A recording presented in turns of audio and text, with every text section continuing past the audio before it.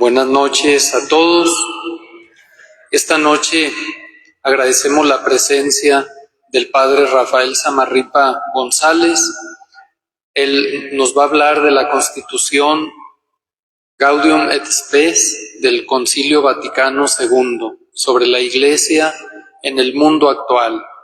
Son 4 constituciones, ya hemos reflexionado en 3 y esta es la última. El Padre Rafa es originario de Pabellón de Arteaga, tiene 12 años de ordenado sacerdote y tiene licenciatura en Doctrina Social de la Iglesia. Él actualmente es profesor del seminario, vicario parroquial en la parroquia de la Purísima Concepción y es también el asesor diocesano de la Pastoral del Trabajo o Pastoral Obrera. Esta Constitución Gaudium et Spes, como él seguramente nos va a compartir, está en esa línea de la enseñanza social de la Iglesia, la aplicación del Evangelio a la vida social. Por eso lo recibimos con mucha alegría, sin duda aprenderemos mucho esta noche con él. Lo recibimos con un fuerte aplauso.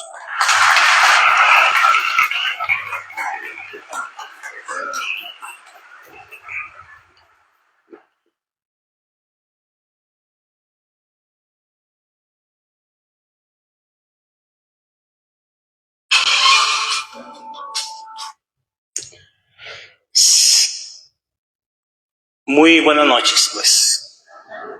Le agradezco al Padre que me haya permitido o invitado compartirles esta reflexión sobre él ha dicho que han reflexionado ya sobre otras 2 constituciones. Esta es la última constitución que se promulgó de lo que conocemos y fue el Concilio Vaticano II, que concluyó en el año de 1965 y pues es hasta ahora un documento que es muy relevante para la cuestión del plano social o lo que llamamos ahora la colaboración, participación de la Iglesia en el mundo actual. De hecho, la Constitución así se llama, sobre la Iglesia en diálogo con el mundo moderno.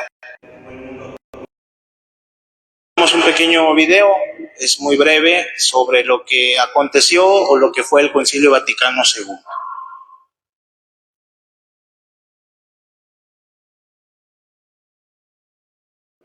Ahí se escucha.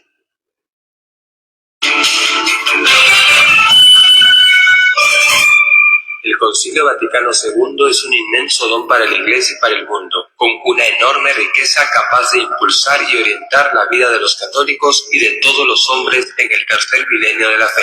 Convocado en 1959 por el Papa Juan XXIII, el Concilio Vaticano II es una renovación de la Iglesia Católica en fidelidad a su identidad, a la tradición, a su misión en el mundo y al Evangelio. El Concilio Vaticano II congregó a 2.450 obispos de la Iglesia en todo el mundo y fue presidido por 2 pontífices, y Pablo VI, quien lo clausuró en 1965. Este concilio constituye una necesaria renovación de la Iglesia en continuidad con la tradición, que no atenta con el depósito de la fe mantenido por ella desde sus orígenes. Sin embargo, el concilio no ha sido entendido aún por algunos miembros de la Iglesia, negándose así a sus enseñanzas y obstaculizando su adecuada aplicación.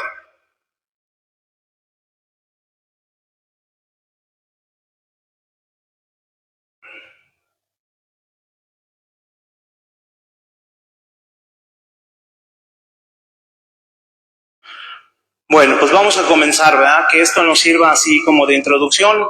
Ya, como decíamos, ya han meditado en otras 2 constituciones. Esta es la 4ª, la final. Voy a comenzar pues hablando algunos datos sobre cómo se comprende o cómo fue presentada en ocasión por qué, las razones, cuáles son el objetivo. Pues el contenido es la constitución que tiene más números, la más larga o la más grande, la más abundante en cuanto al contenido que trata. Y pues ahí está la presentación que dice es una constitución pastoral que trata sobre la realidad de la Iglesia actualmente en el mundo. Es promulgada el mismo día que ya se aceptó, o todos, ¿verdad?, los votos de los obispos, se dio la gran mayoría, y el 7 de diciembre de 1965 pues se dio a conocer al mundo entero esta constitución pastoral.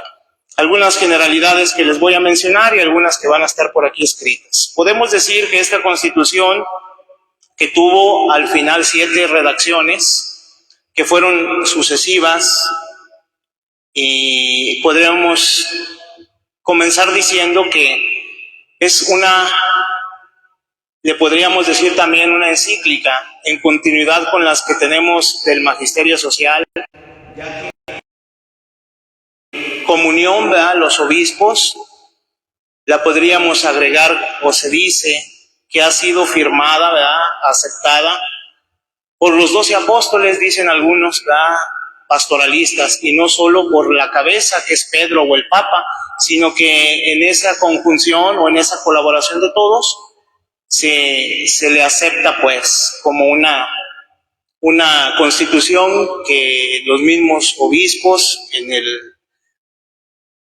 el concilio, ¿verdad?, aprobaron con firmeza, como una encíclica que nace de 12 apóstoles, de la colegialidad de los apóstoles.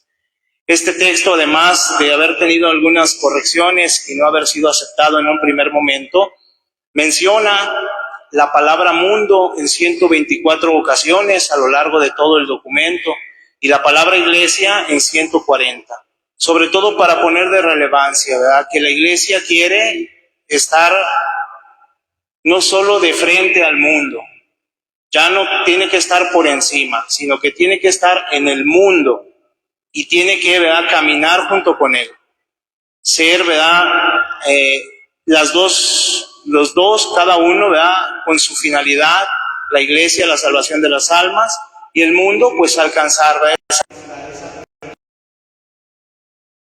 hacia una trascendencia. Fue pues el último documento aprobado en el concilio. También se puede decir que es fruto de un pensamiento social que se estaba viviendo en un contexto de una humanidad más avanzada en el progreso, más llena también de un aspecto demográfico más creciente.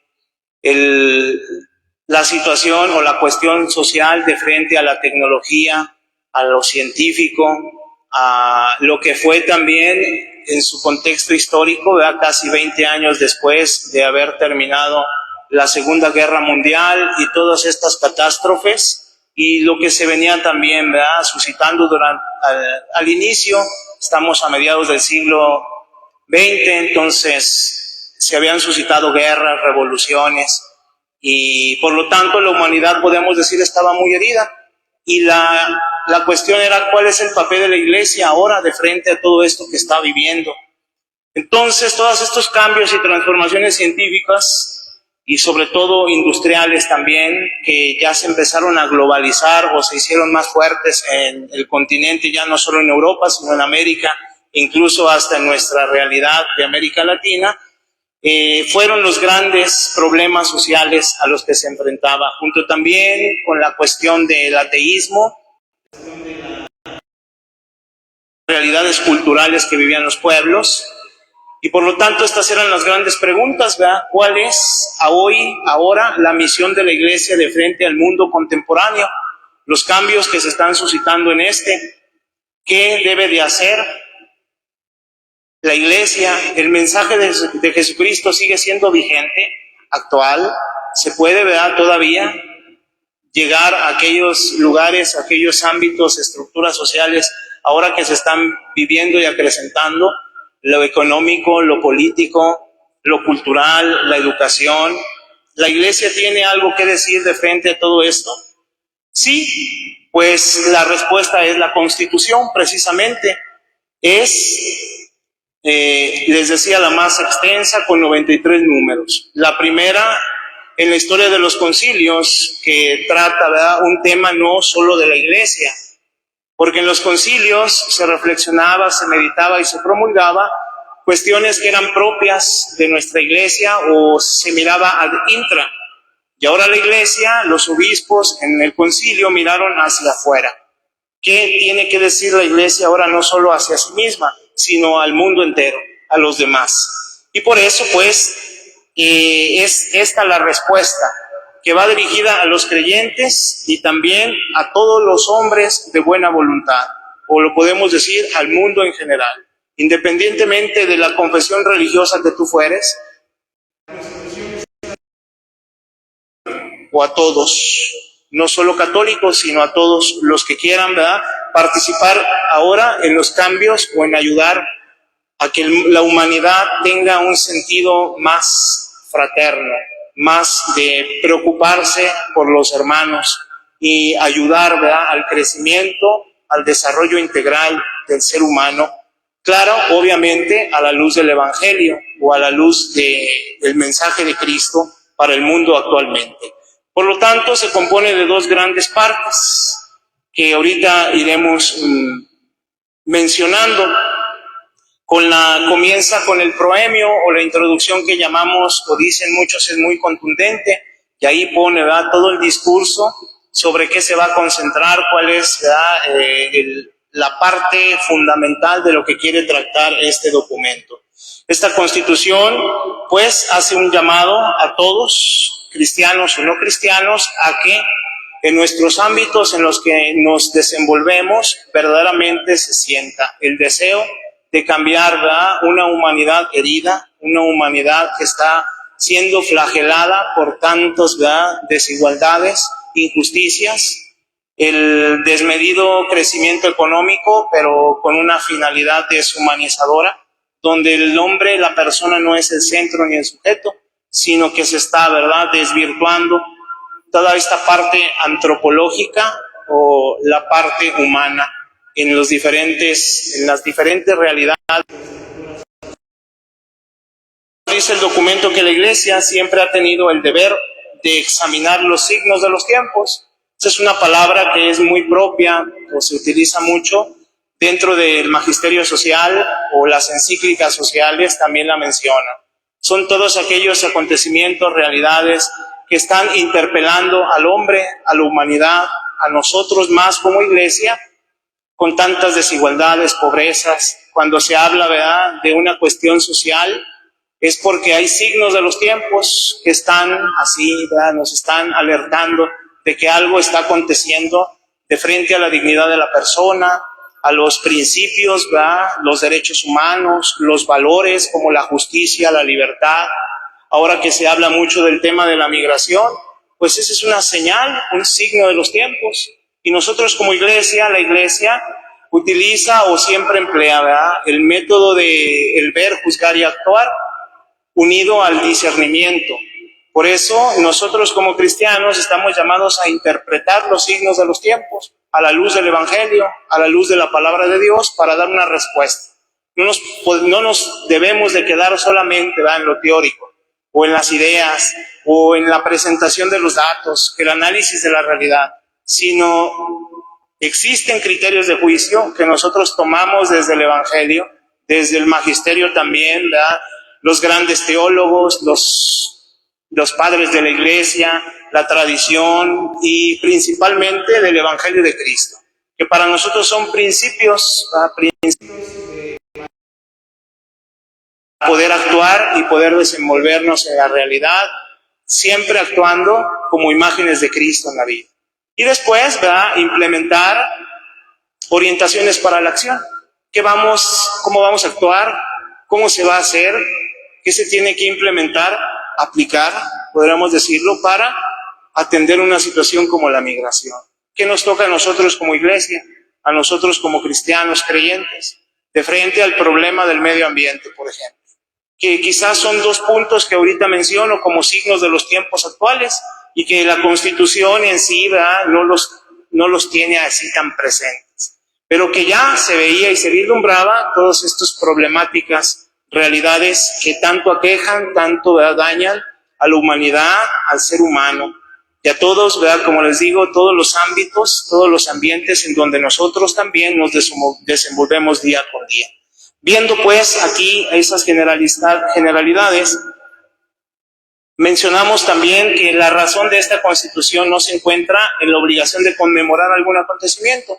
Las encíclicas sociales son, ¿verdad?, siempre conmemorativas. Celebrar el 20, 30, 40 aniversario de la Rerum Novarum, que fue la primera encíclica social en el año de 1891, y muchas de ellas son conmemorativas o siempre van referidas a ella. La que fue Mater et Magistra de 1961 de Juan 23, esa sí es conmemorativa. El Gaudium et Spes no lo es, pero sí ve hacia ahí lo que dice nuevas transformaciones sociales y la obligación que tiene el concilio de pronunciar de un mundo que está siendo muy secularizado. Al contrario, dice, hasta entonces ningún concilio, como lo había manifestado, se había promulgado como constitución de frente, ¿verdad?, a la situación que se vivía. El concilio también se dio cuenta de que el mundo esperaba de la Iglesia un mensaje nuevo y estimulante. A esta expectativa respondió con la Constitución, como ya les mencionaba, para hacer visible la presencia de Dios en el mundo. Que Dios no está fuera, allá, ¿verdad? Él se desentiende porque Él está allá, ¿verdad?, en la trascendencia, allá en su reino, y pues ¿qué le va a interesar acá? Las cosas mundanas, ¿verdad?, lo que uno vaya viviendo, lo que uno vaya haciendo, ¿verdad? Entonces no, es más bien para hacer más cercano, como les decía, estar en el mundo, desde la misma palabra de Dios y con la presencia de Cristo.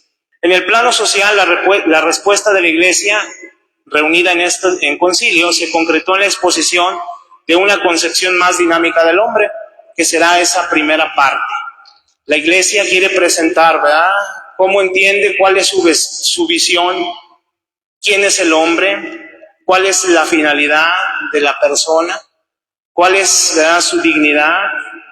Y la Iglesia quiere también así dar a conocer, ¿verdad?, cómo debe de ser el hombre en medio del mundo, ante la realidad que se enfrenta.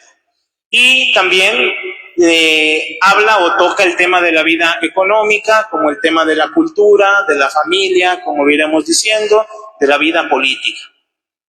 Y sobre todo, en una interpretación de un desarrollo económico, siempre mirando a la... En Gaudium et Spes la Iglesia muestra cuán profunda es la sensibilidad y cómo debe, por su creciente conciencia ante las desigualdades e injusticias que están presentes en la realidad, afrontar o ir, ¿verdad?, dando una respuesta a los problemas que enfrenta el tercer mundo.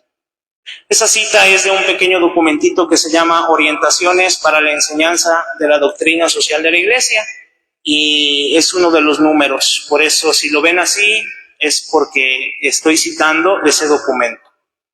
Vamos a ver el objetivo que se encuentra en los primeros 3 números de la Constitución.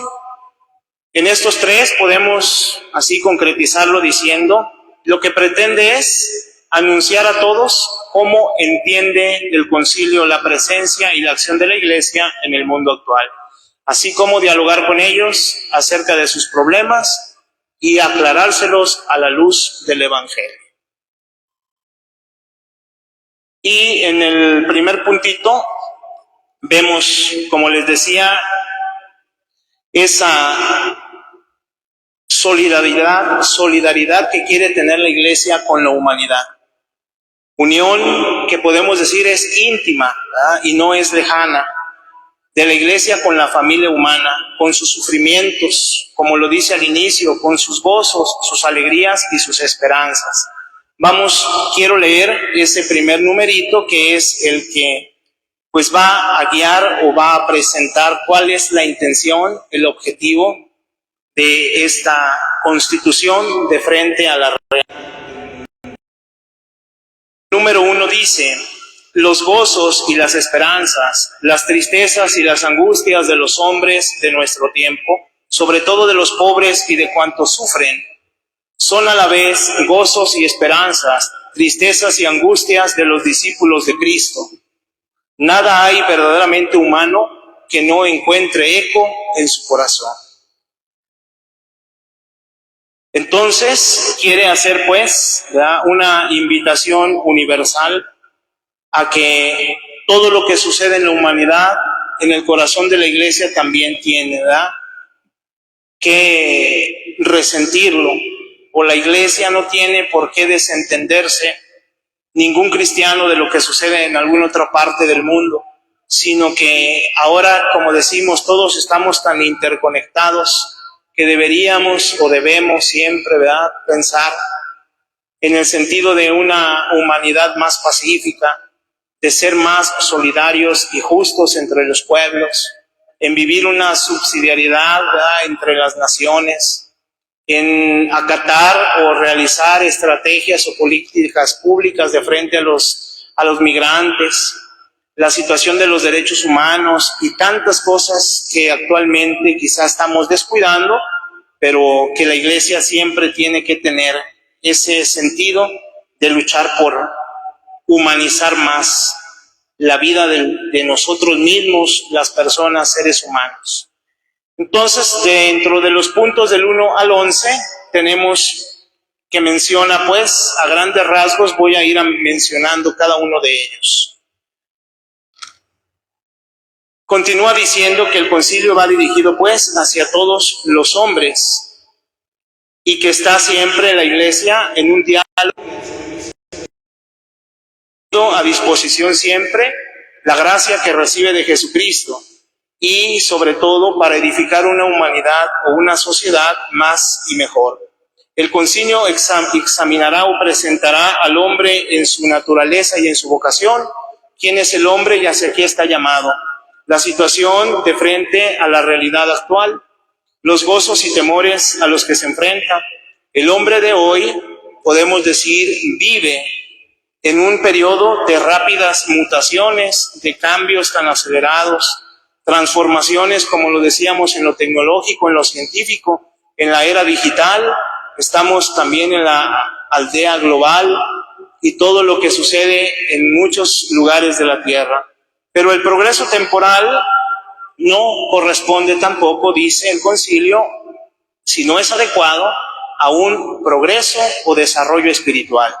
Por eso todos estos cambios profundos que se están suscitando actualmente en la humanidad deben de ser también motivo de preocupación para hacer más presente y más cercano el Evangelio a estas realidades. Y todos estos cambios que presenta también en el número del 1 al 11 vienen mencionados como el desequilibrio que vive el mundo contemporáneo de frente a todas estas crisis o ataques hacia la familia, los cambios o los valores morales, cómo han venido mutando también, incluso de frente al ateísmo, cómo debe de ser una respuesta adecuada de la Iglesia y de los creyentes de frente a aquellos que niegan o que no quieren aceptar la propuesta de Dios para el hombre, para la humanidad.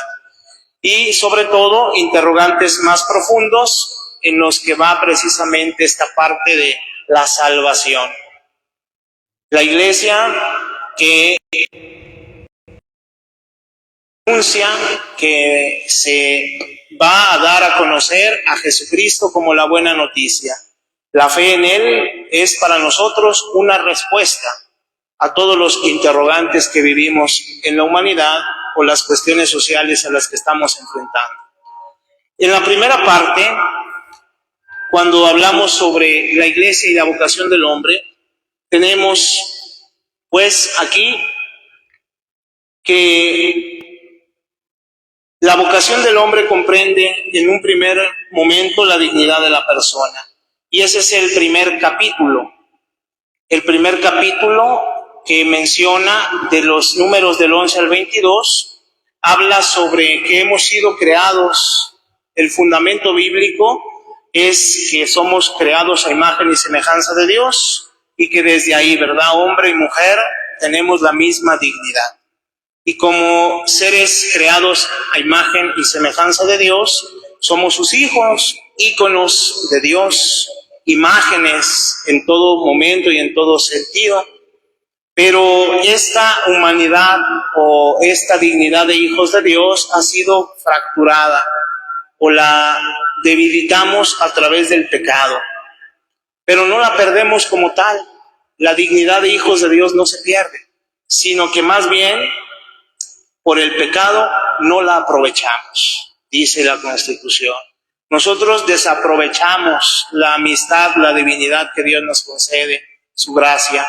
Y por eso cuando pecamos, esa constante, ¿verdad?, necedad del hombre de no hacer lo que se debe, o de no estar unido siempre a la voluntad o al plan de Dios. Pero no desmerita ni quita la dignidad de la persona el pecado, sino al contrario. Pues para nosotros los elementos constitutivos como personas obviamente son el cuerpo, el espíritu, el alma, que constituyen una total integridad y así también exaltan la realidad, la dignidad de cada persona.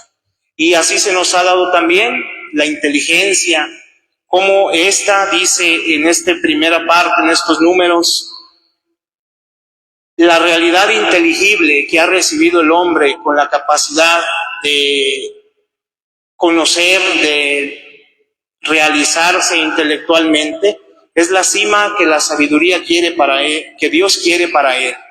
Y por eso también nos ha dotado de libertad, la grandeza de la libertad, donde el hombre se debe de orientar siempre hacia el bien, hacia lo bueno o la verdad. A través de esa libertad tiene la capacidad de elegir, pero esta también va orientada con la ayuda de la gracia. Cuando se tiene la gracia, dice el concilio, o dice la Constitución, la libertad es más plenamente vivida. Y así no se convierte solo en una libertad como una facultad del hombre, sino una libertad de responder a Dios, de tener una responsabilidad. No es una libertad de, sino una libertad para los otros, para el bien, para la verdad, y no es egoísmo. Por eso también de frente al gran misterio de la libertad se encuentra, dice en el número 18, el misterio de la muerte, esa fe, ¿verdad?, que solamente encuentra ese consuelo, ¿verdad?, ese alivio, ese descanso a la muerte de frente a la resurrección de Cristo. O sea, Cristo es la respuesta. Como lo decimos, la muerte ya no tiene final. Para nosotros existe una esperanza, y esa esperanza es Jesús resucitado para nuestras vidas. Y así va también hablando sobre la cuestión del ateísmo como una manera también de obstaculizar el plan de Dios, donde ahora actualmente, ¿verdad?, se habla de ese ateísmo práctico que ya ahora tiende, ¿verdad?, no a ser un ateísmo de formas, de teorías, de propuestas, sino más bien un desentenderse, de una indiferencia hacia la misma, ¿verdad?, figura, la persona de Dios, como un Dios que nos salva, un Dios que nos da una propuesta de vida, y ya no creer en Él, pues es esa soberbia del hombre, que obstaculiza la plena liberación del hombre en su realidad. Por eso la posición de la Iglesia ante estas doctrinas que menciona han sido dañosas, han causado también, ¿verdad?, que la misma Iglesia o la fe católica vaya disminuyendo. Está unida también a lo que llamamos el secularismo, esta ideología de separar, ¿verdad?, lo religioso a Dios de nuestras vidas, excluirlo, no meterlo, ¿verdad?, dentro de nuestra realidad y de nuestras instituciones o de nuestra vida diaria, y así negarlo, ¿verdad?, en todo lo que nosotros nos desenvolvemos en nuestros ámbitos. Pero la propuesta del concilio es obviamente Cristo. Cristo es el hombre nuevo. De frente a esto, ¿verdad?, la Iglesia reconoce que el mundo se va a edificar y que el mundo tiene una respuesta en el Evangelio. Y así tiene que armonizar la humanidad y la dignidad y vocación del ser humano. Y aquí viene el texto, ¿verdad?, donde dice que Cristo, Gaudium et Spes 22, es un numerito que nos propone sobre todo la figura de Cristo, el hombre nuevo, y en quien Él, ¿verdad?, todos los hombres somos esclarecidos e iluminados. Dice el texto: el misterio del hombre solo se esclarece en el misterio del Verbo encarnado. Y recuerda a Adán, dice, porque Adán, el primer hombre, era figura del que había de venir, es decir, Cristo nuestro Señor. Cristo, el hombre nuevo, Adán, en la misma revelación del misterio del Padre y de su amor, manifiesta plenamente el hombre al propio hombre, y le descubre la sublimidad de su vocación. El que es imagen de Dios invisible es también el hombre perfecto, que ha devuelto a la descendencia de Adán la semejanza divina. En él, la naturaleza humana asumida, no absorbida, ha sido elevada también en nosotros a dignidad sin igual. El Hijo de Dios con su encarnación se ha unido con todo hombre. Trabajó con manos de hombre, pensó con inteligencia de hombre, obró con voluntad de hombre, amó con corazón de hombre. Nacido de la Virgen María, se hizo verdaderamente uno de los nuestros, semejante en todo a nosotros, excepto en el pecado. En este número, pues, es más que nada resaltar que la imagen de Cristo para la humanidad es una imagen renovadora. Es, como lo decimos en su misterio pascual, ¿verdad?, resucitar con Él, renovar nuestra vida cristiana a través de su resurrección, y siempre, ¿verdad?, realizando cosas nuevas, cosas mejores. En el segundo punto habla sobre la autonomía de la actividad. ¿Verdad? Podemos decir, es una isla. No podemos vivir solos. Dios nos crea en comunidad. Hombre y mujer nos creó para siempre estar insertos en las relaciones con otros, en los pueblos, en las comunidades, ¿verdad?, en nuestras sociedades, hasta la misma familia. Nuestra propia familia es una comunidad. Dios mismo, en su divinidad, en su Santa Trinidad, es una comunidad de amor. Dios quiere que vivamos también nosotros en comunidad. Pero estamos en los números 23 y 30 al 32. Esta realidad que el hombre enfrenta de frente a la sociabilidad, tiene que buscar siempre el hombre no solamente su bien particular, su bien, ¿verdad?, individual, sino hemos sido creados para buscar el bien común. Y ahí el concilio habla sobre que todos, cada uno de nosotros debemos preocuparnos por las necesidades de los hermanos y buscar así la construcción, la edificación del bien común. No es un bien particular. A eso nos invita, pues, a salvarnos en comunidad y a preocuparnos de lo que sufren los otros, de sus injusticias, de las desigualdades, de la misma pobreza, de tantas, ¿verdad?, realidades que están siendo flageladas, ¿verdad?, por los intereses particulares. Pero también, lo mencionaremos en un momento más, nunca deja de lado, ¿verdad?, la propiedad privada, sino que la propiedad privada también es un derecho, pero no lo es absoluto. No está por encima del bien común. O lo que llamamos también, ¿verdad?, la distribución de los bienes. donde pues esta está por encima. El destino universal de los bienes está por encima de la propiedad privada. Y el bien común pues es, ¿verdad?, el cauce o hacia donde debemos de orientar también nuestros objetivos, nuestras metas. Ayudar al bien de los hermanos.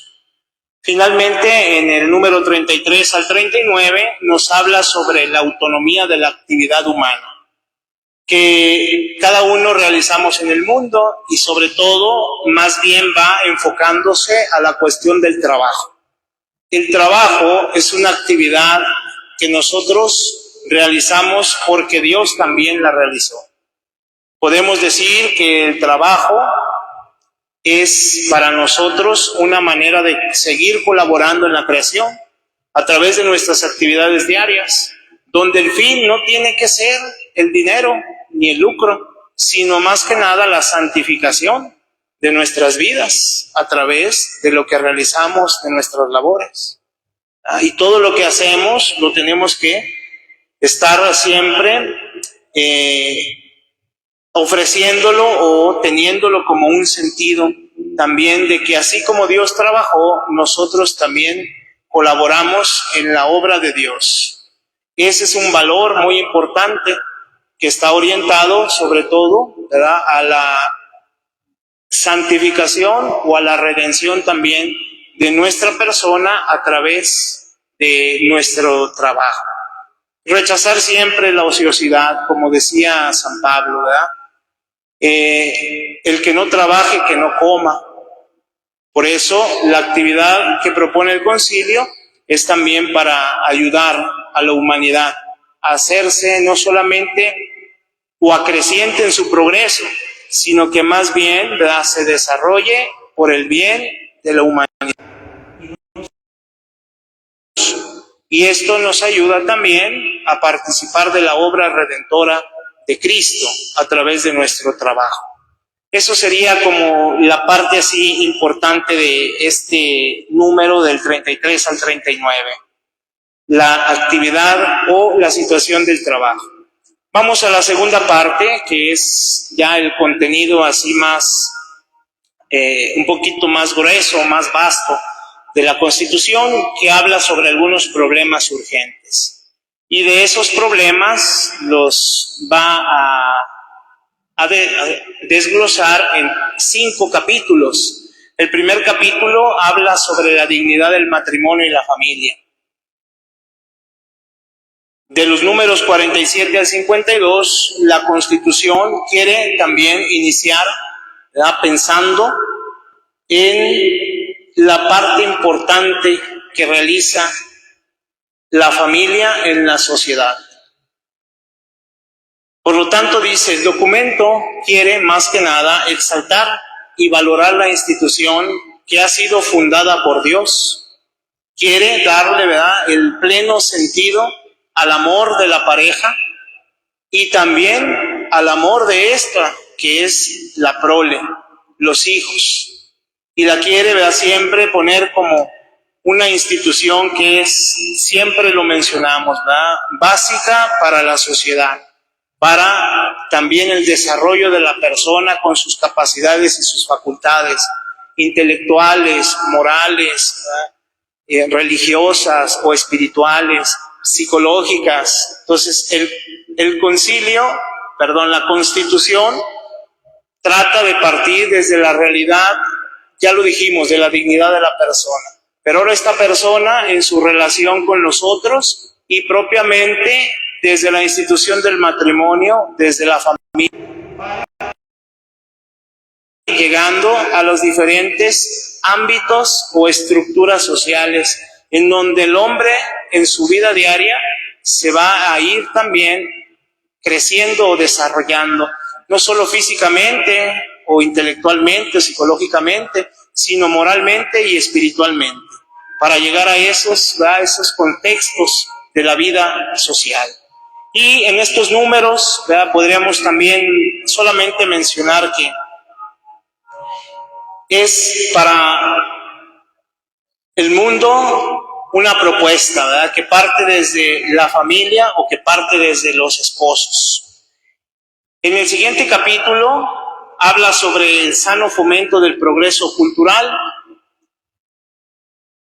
A veces, ¿verdad?, se dice que la iglesia es retrógrada, que la iglesia, ¿verdad?, ya es de los tiempos allá medievales, que ya se quedó en el pasado, que se actualice, ¿verdad?, que no sea tan anticuada. Pero no se puede actualizar como el progreso de las culturas que actualmente se están viviendo, o la ideología, o las identidades de género, o tantas cosas, ¿verdad?, que han venido, como les decía, a desvirtuar el pleno sentido del ser humano. No, lo que propone la Constitución sobre el progreso cultural es que la iglesia no se frena al cambio, o sea, tampoco, ¿verdad?, se va a querer separar o aislar. Al contrario, la iglesia desde sus inicios, desde que Cristo la fundó y desde todos los tiempos, siempre está a favor de lo que nos haga, ¿verdad?, siempre más plenos, felices, que nos facilite la vida. Lo que no solo fácil, o sea, no lo que sea fácil, sino que nos haga una vida plena. La iglesia está a favor, por eso, de la que todo país tiene, que toda persona, pueblo, ¿verdad?, todas sus costumbres, sus usos, todo lo que hace, pues la iglesia, ¿verdad?, lo quiere también así elevar, porque es parte de la identidad de los pueblos, de las personas. La iglesia, pues, celebra y abraza estas realidades culturales de los pueblos, pero también se esfuerza por cristianizarlas y de ayudarle, ¿verdad?, a que en verdad sea, como les digo, un buen desarrollo y una vida más digna para todos. Y sobre todo que crezcan, que se comuniquen esas, ¿verdad?, expresiones de culturas, de costumbres que hasta nosotros celebramos y nuestros abuelos, y se nos ha venido transmitiendo, ¿verdad?, de generación en generación. Pues la iglesia quiere, nosotros debemos, ¿verdad?, de promoverlas, de conservarlas, que no se pierdan, que no se acabe su esencia, sino al contrario, que sepamos, ¿verdad?, revalorarlas y darles el pleno sentido salvífico y humano. Voy a poner un ejemplo por esto de la cuestión de las culturas. Cuando nosotros, ¿verdad?, nos evangelizaron y tenemos como una tradición de nuestro México, de la cultura o de muchos lugares, quizá varían, ¿verdad?, un poquito, pero ¿cuál fue la misión o más bien el objetivo de los misioneros al evangelizar a través de las posadas? ¿Cuál era el sentido? Representar un nacimiento, rezar el rosario. Esas son las posadas, el novenario, ¿verdad? Eso es parte de nuestra cultura. Nosotros hemos venido conservando. Pero cuando ya decimos posada a cualquier fiesta, ya se está desvirtuando su sentido, ¿verdad? El que se vaya, ¿verdad?, quitando o se vaya, ¿verdad?, transmutando el verdadero objetivo de lo que es celebrar una posadita para nuestras gentes, para nuestros lugares, la iglesia. Entonces la iglesia, como dice este punto, lo que trata es eso, de que se conserven, ¿verdad?, en las sociedades y en toda cultura, en todo pueblo, las realidades que les han ayudado a crecer y a ser lo que son, y que no, ¿verdad?, no se acaben, sino que ayuden siempre a dignificar también a todos los ciudadanos, a todos los que conviven en un mismo lugar. Entramos al capítulo 3, que es la vida en la economía. Y aquí también, sobre todo, hay que tener muy en claro que la idea central, unida al trabajo, que ya lo mencionó como actividad humana, es que todos crezcamos juntos. Y aquí entra, ¿verdad?, la cuestión también de la distribución de los bienes, del trabajo digno, de la cuestión de los salarios, de una justicia más social, donde no haya desigualdades, donde todos, ¿verdad?, tratemos de tener lo necesario indispensable para vivir. Y sobre todo que no nos pisotemos, que no estemos por encima del otro, y más en las cosas de lo económico, en aquello que implica, ¿verdad?, que también yo me quiera superar. Es muy bueno que yo quiera estudiar y que luego quiera, ¿verdad?, tener un trabajo o me contraten para ir, ¿verdad?, superándome en la vida. Que yo, ¿verdad?, tengo un negocio y después quiera, ¿verdad?, poner otro negocio. O que yo quiera salir adelante y seguirme preparando y ya me compré lo necesario. Pero si yo esto todo lo he realizado siendo egoísta o siendo, ¿verdad?, una persona que pisotea o no ve por el bien de los otros, quizá ahí es donde no estoy usando con una justa medida aquello, ¿verdad?, que Dios me ha dado, sino que quiero siempre con una codicia el tener. Pues esto trasladémoslo también, dice, en el desarrollo económico, que dice, la Constitución tiene que estar al servicio del hombre y no, ¿verdad?, explotar al hombre o quererlo, ¿verdad?, siempre tener como subordinado a lo económico o a los sistemas económicos que actualmente se viven y bajo el control del hombre. Por eso el hombre siempre va a ser el centro, el fin y el sujeto de la vida económica, y no tiene que estar por encima el capital del trabajo y el trabajo que humaniza y santifica la vida del hombre. Por eso, ahí lo menciona en el punto que está al final, algunos principios reguladores de la vida económico-social: trabajo y tiempo libre. Que también, ¿verdad?, nosotros sepamos descansar, que no todo sea activismo, que no todo sea, ¿verdad?, el desgaste, el trabajar como esclavos, y que solamente nos tengamos eso en la cabeza y que no sepamos utilizar también nuestros tiempos, ¿verdad?, de convivencia sana con la familia, de algún paseo o algo que nos ayude también a entender que así como Dios trabajó, también descansó. La participación en la vida de la empresa, la relación, ¿verdad?, de los patrones o de los directivos o los administrativos, llaman colaboradores. ¿Cómo es, ¿verdad?, esa relación entre las empresas de estos dos? Los que contratan y los que trabajan, o los obreros. Los bienes de la tierra y su destino universal. ¿Verdad? Ahí es lo que mencionaba anteriormente, que también sí reconoce que todos debemos de tener, gracias a lo que trabajamos, una propiedad privada, pero que también esta no nos lleve a desentender, ¿verdad?, de las necesidades de los hermanos. Por eso hay que aspirar siempre a trabajar por el bien común y no solo por absolutizar, ¿verdad?, lo que a mí me interesa o lo que yo quiero solamente para mí.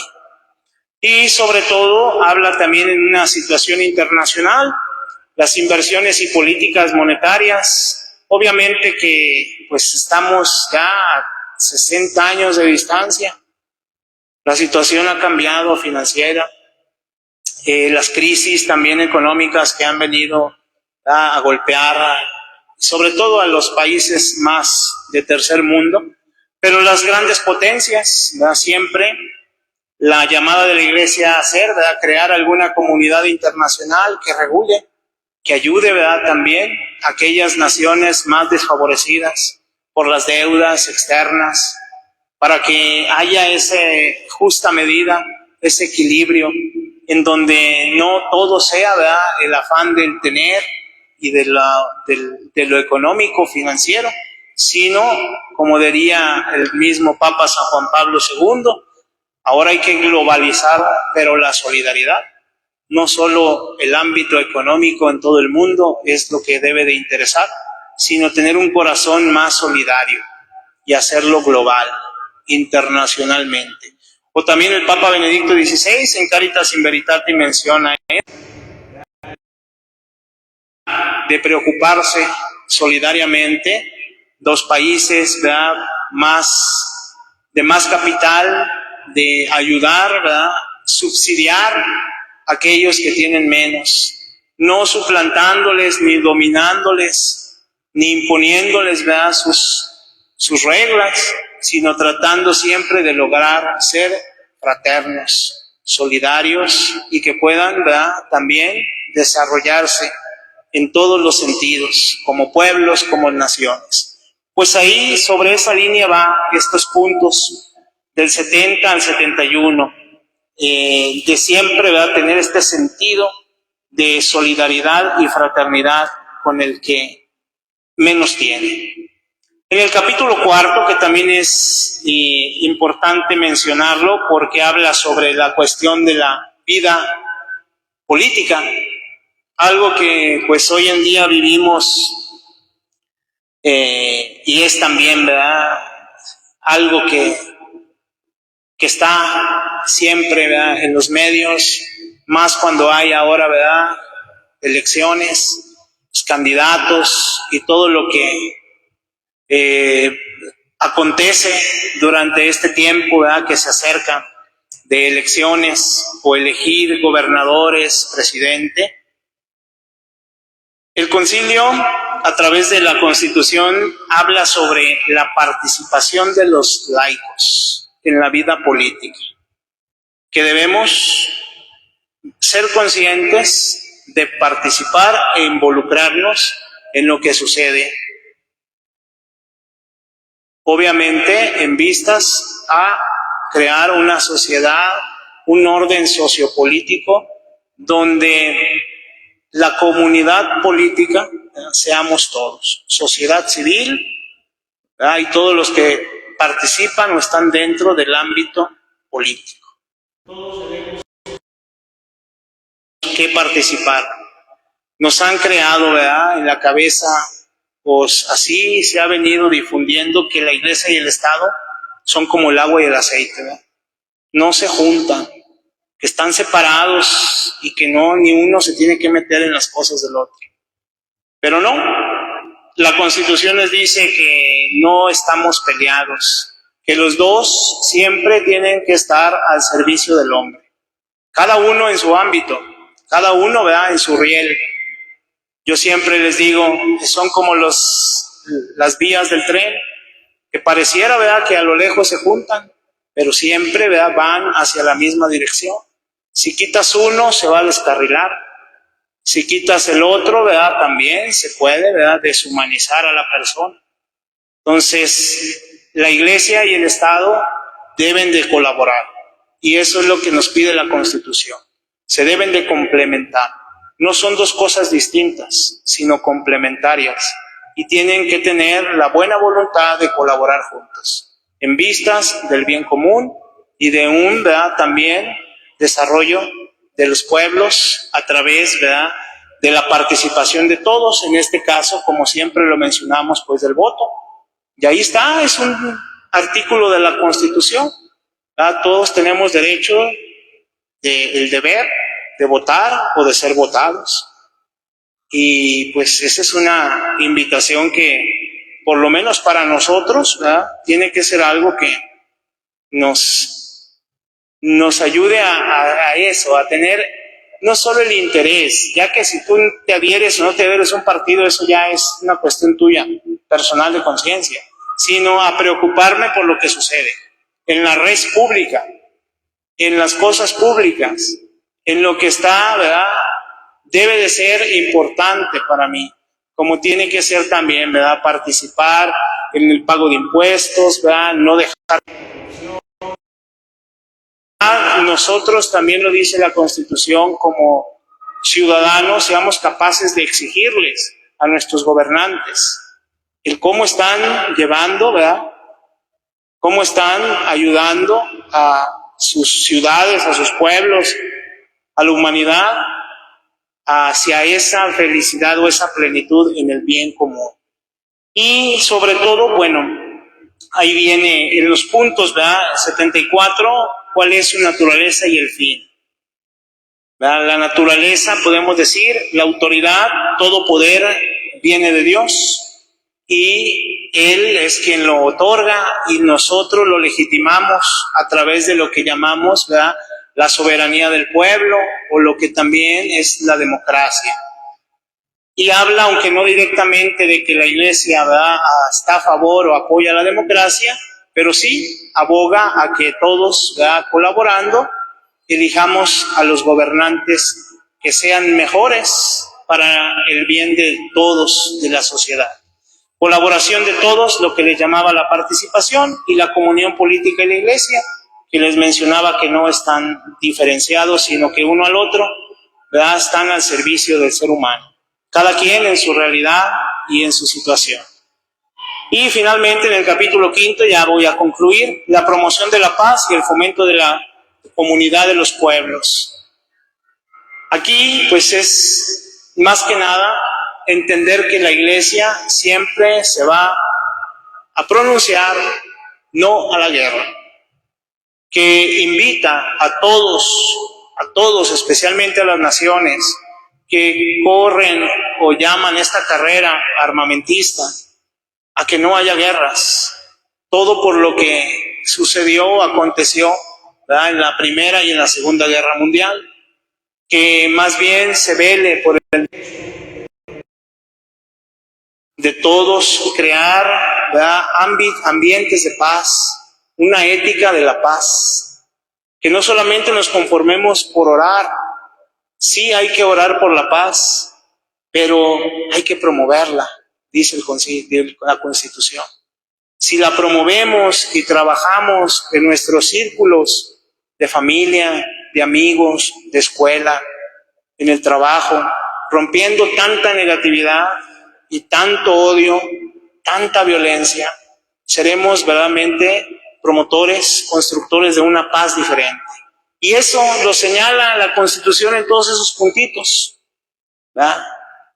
Ahí lo que se alcance a ver o leer, ¿verdad?, entendemos que todo empieza tanto del ámbito local y luego se masifica hacia el ámbito mundial, que tiene que existir la cooperación internacional, económica, para crear mejores oportunidades de erradicar cualquier problema bélico. Esa cooperación internacional, dice, en lo tocante al incremento demográfico también, que a veces, ya ahora que ha crecido la humanidad, ¿verdad?, ¿qué estamos haciendo? Pero pues también, ¿verdad?, ahora que se suscitó lo de la pandemia, pues ahí también la humanidad, ¿cómo?, ¿verdad?, hemos perdido a muchos hermanos, sufrimos por todo lo que sucedió en ese periodo, y que en el ámbito económico, en la cooperación internacional, ¿cómo se suscitó la ayuda entre los pueblos, entre países? Y sobre todo eso es lo principal, ¿verdad?, que la Iglesia siga teniendo también esa voz, esa participación, dice ahí, en las instituciones internacionales, al margen, ni callados ante todo lo que acontece, sino que ante todo y sobre todo seamos siempre, ¿verdad?, cristianos que en el fondo, dice, una iglesia que mantenga abierto el diálogo y una cooperación en la construcción del mundo que es un deber para los cristianos. En los últimos puntos dice su misión. Y comenzar aquí, pues, desde las iglesias particulares. Desde ahí nos invita, ¿verdad?, la Constitución a tener presente el diálogo entre todos para la edificación de un mundo, y ordenado siempre hacia Dios. Y finalmente, ya, ¿qué relevancia o qué novedades podemos destacar tanto en ese momento cuando salió a la luz la Constitución, hasta el día de hoy, que ya celebraremos, ¿verdad?, casi 60 años, pues hasta el 2025 serán 60 años, pero vamos hacia adelante. ¿Qué podemos decir? La existencia de la misma Constitución ya es, ¿verdad?, una respuesta, una señal de que Dios, de que el mensaje de Jesucristo tiene que seguir siendo vigente y presente en todas las realidades sociales. La primera vez que un documento del magisterio se expresó ante estos aspectos que ya mencionamos, ¿verdad? Siempre, como les dije, era una manera hacia adentro y ahora la Iglesia mira hacia afuera. Se debe reconocer que la atención prestada en la Constitución a los cambios sociales, psicológicos, políticos, económicos, morales y religiosos ha despertado más aún, esperemos, preocuparnos más pastoralmente por lo que acontece, lo que sucede allá afuera, en el trabajo, en el medio ambiente, ante los migrantes, con los medios de comunicación, con los campesinos, ¿verdad?, con los derechos humanos, y se ha despertado. Ojalá ahora sí estemos más despiertos y más atentos. Reconocimiento y respeto que muestra hacia las realidades temporales, su voluntad del diálogo, ayuda y servicio a los hombres. Pues la Iglesia quiere caminar codo a codo y estar muy cercana ahora a la situación del hombre. Y la dedicación también, lo que mencionamos, a lo doctrinal en un sentido o enfocado hacia la cultura. También podemos decir que se favorece el dinamismo y la expansión de una nueva cultura sin que perezca la fidelidad de la herencia de las tradiciones. Es lo que les decía, la Iglesia quiere promoverlas, cristianizarlas, ¿verdad?, que no se desvirtúen, que no se vayan por un cauce más hacia el mundo, algo que deshumanice o destruya las tradiciones que han sido constructoras de la identidad de nuestros pueblos, sino, dice ahí, compaginarse con el espíritu, el progreso técnico, cultural, social, que se compagine con la trascendencia, con ese deseo de buscar, ¿verdad?, siempre a Dios. Y finalmente lo que mencionábamos ahorita anterior, reformula la relación entre la comunidad política y la Iglesia. El fundamento es un nuevo modo de entender y relacionarse, Iglesia-Estado o Iglesia y política. Y sobre todo, como un sacramento o proponerlo, ¿verdad?, la parte de la Iglesia, signo, sacramento salvífico de Cristo al servicio del mundo. ¿Y cómo podemos nosotros hoy vivirlo? Pues que esta pequeña, ¿verdad?, reflexión nos ayude a todos, desde nuestras parroquias, desde nuestros niveles más básicos de iglesia, que no esperemos, ¿verdad?, que a lo mejor vengan cosas desde arriba, sino comenzar nosotros. Ya hoy quizás es un primer paso, conocerla, saber de qué trata. Todos decimos, ¿verdad?, dicen, ¿quién vende pan frío?, ¿verdad? Pues leerla y irla rumiando, irla meditando y pensando, a ver, todo esto que en ese momento los obispos de frente al mundo contemporáneo proponían y quieren, ¿verdad?, ser un signo de Cristo en el mundo, hoy cómo lo estamos viviendo. Digo, ya casi llegamos a 60 años y que tanto, ¿verdad?, la Iglesia también es dinámica. La doctrina social de la Iglesia es una herramienta para llegar a aquellos ámbitos, evangelizarlos. El Papa Francisco lo decía, es una herramienta de evangelización. Y pues hay que conocer y acercarnos también a lo que los papas, no solo Francisco, sino otros muchos, ¿verdad?, Benedicto, con su Caritas in Veritate, Juan Pablo II, que tiene aún más, ¿verdad?, encíclicas sociales sobre el trabajo, sobre la cuestión de de las nuevas cosas que se suscitaron en los años 90 y otros más que también son el corpus, le llamamos el corpus doctrinal del magisterio. Más reciente pues es Fratelli Tutti. Y solamente ya para cerrar, como católico debemos darnos cuenta de que es nuestro deber ayudar a la Iglesia. Laicos, agentes, debemos examinar las señales de los tiempos actuales e interpretarlos a la luz del Evangelio. Si tenemos todos la obligación de utilizar o de usar nuestro tiempo, nuestros talentos, los recursos que tengamos a nuestro alcance para seguir impregnando en el mundo de hoy e inculcarle los valores del Evangelio. ¿Por qué? Pues porque creo en Cristo, que es verdadero Dios, que es verdadero hombre y que con su cruz y su resurrección nos da la respuesta a tantas interrogantes y problemáticas actuales. Muchas preguntas a veces nos desconciertan en un mundo tan moderno, tan contemporáneo, en un mundo que parece, ¿verdad?, que va más hacia la perdición que hacia la salvación, pero Cristo es la respuesta. Y la Constitución es uno de los documentos que actualmente debemos de seguir retomando, que son básicos para nuestra formación como cristianos en el mundo actual.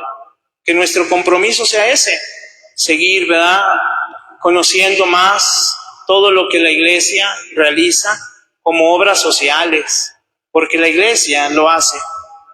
Más bien preguntémonos y nosotros qué estamos haciendo para que Jesucristo, ¿verdad?, siga siendo presente, actual, y su buena noticia llegue a todos los corazones de nuestros hermanos y a todas las realidades temporales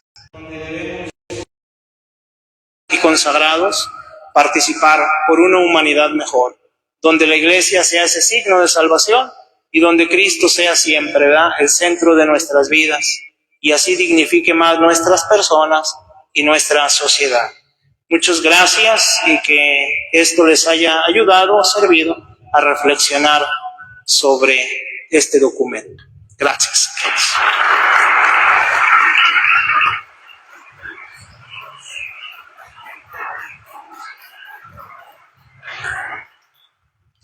De verdad, muchas gracias, Padre Rafa, por compartirnos este estudio sobre la Gaudium et Spes.